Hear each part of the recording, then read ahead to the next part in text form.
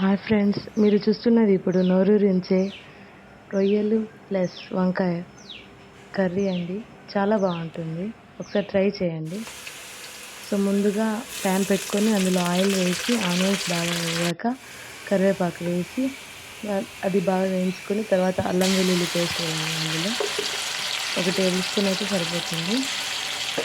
అది వేసి బాగా వేయించండి. అల్లం వెల్లుల్లి పేస్ట్ బాగా వేగాక నెక్స్ట్ కొబ్బరి పౌడర్ వేయండి. కొంచెం అయితే చాలు టేస్ట్ కోసం. నెక్స్ట్ అవి వేయించుకొని తర్వాత టొమాటోస్ వేసి బాగా వేయించుకొని ఈ టొమాటోస్ సో మనకి గ్రేవీ దండిగా రావాలంటే కొంచెం దండిగానే వేసుకోవచ్చు. నెక్స్ట్ సాల్ట్ వేయండి. ఇలా సిమ్లో పెట్టేసి కాసేపు దాన్ని మగ్గనిద్దాం, మూత పెట్టేయండి. సో అవి బాగా మగ్గాక ఇలా నూనె పైకి తేలుతుంది కదా, అప్పుడు వంకాయ వేసి బాగా వేయించండి.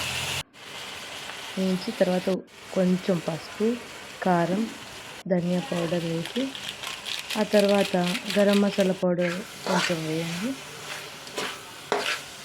సో వేసి అలా బాగా మిక్స్ చేసి రొయ్యలు మనం వేయించుకున్నామండి, ఆల్రెడీ బాగా కడిగి వేయించుకున్నాము ఆయిల్ వేసి. సో ఆ రొయ్యలన్నీ ఇందులో వేయండి.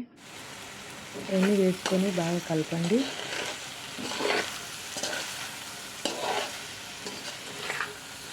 తర్వాత ఈ రొయ్యలు ఇలా బాగా చూడండి, అలా బాగా వేయించుకొని కాసేపు ఆగాక అలా వాటర్ వేయండి. కొంచెం వాటర్ అంటే అది మునిగే వరకు ఇలా వేస్తే చాలండి.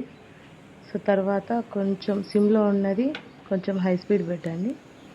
అది బాగా వేగనిచ్చి బాగా ఉడకాలండి అది. సో అప్పుడే ఉడకడం స్టార్ట్ అవుతుంది, అప్పుడు కాసేపు మూత వేసేసి ఇలా దగ్గరికి వచ్చేస్తుందండి. అప్పుడు ఆయిల్ పైకి తేలుతుంది చూడండి. అలా వచ్చేసాక రొయ్యల వంకాయ curry is ready. Thanks for watching.